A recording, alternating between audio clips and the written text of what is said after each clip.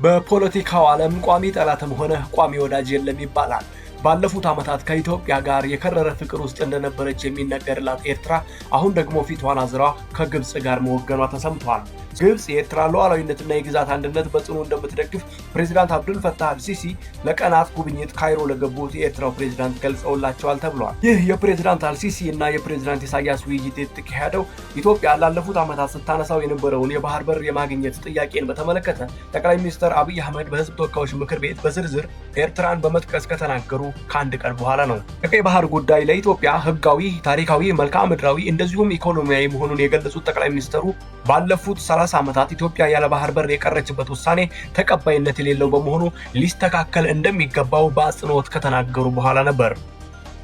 በኤርትራ በኩልም በኢትዮጵያ እየተነሳ ያለው ጥያቄ ሉዓላዊነቷን የሚጻረር በመሆኑ ተቀባይነት እንደሌለው በመግለጽ ስትቃወመው ቆይታለች።